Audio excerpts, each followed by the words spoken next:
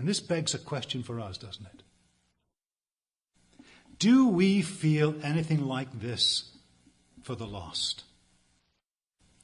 Our neighbours, our loved ones. We all have loved family members, don't we? Parents perhaps, brothers, sisters, sons and daughters, grandchildren, who do not know Christ. Do we anguish over them like Paul anguished over his brethren? Anyone who is unconcerned about those who are perishing may well ask themselves if they are Christians at all.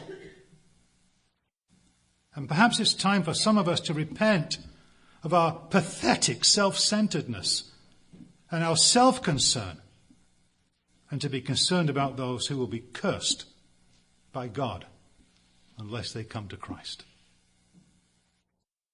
Concern for the lost is a mark of genuine salvation. It has been the driving force for the proclamation of the gospel for 2,000 years. It caused Paul and other apostles to risk death at every turn. And it's energized the missions movement ever since. Read the biographies of missionaries, my friends, and you will soon hear people like John Knox of Scotland pleading with God, "Give me Scotland or I die." Or William Carey to his fellow ministers who all had comfortable livings in comfortable little churches, were talking about the gospel. And Carey broke down in tears and he said, "Is not the commission of the Lord still binding on us? Cannot we do more than we're doing now?"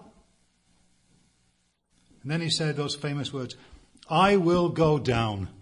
And what he meant by that was, "I'll go down into the pit of India if you will hold the ropes." C.T. Studd, one of the greatest sportsmen that Britain has ever raised, became a Christian, a transformed man.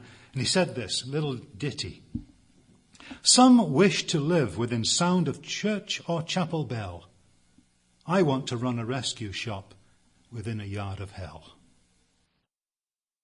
What causes men and women to leave the safety of hearth and home and venture to the unknown? Why did Dan Bisbee take his ever-expanding tribe to Senegal? I don't know, maybe it's to populate the country. Well, what caused him to do that? Why are Wayne and Joyce Raychart at this very moment living in a mud hut in Tanzania? A mud hut. Why do talented surgeons like Russ White give up a very lucrative career in the comfort of New England to work in the malaria-prone region of Kenya? It is the love of God for the lost.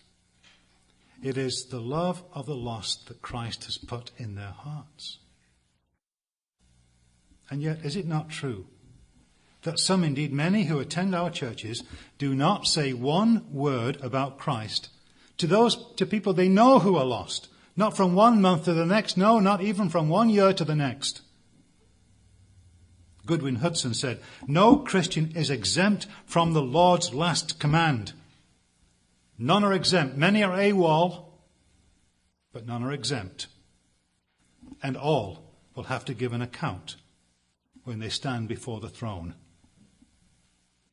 What have you done with the gospel? What have you done with the gift of salvation? And is it not true that unless God had become a missionary himself, we would not be saved?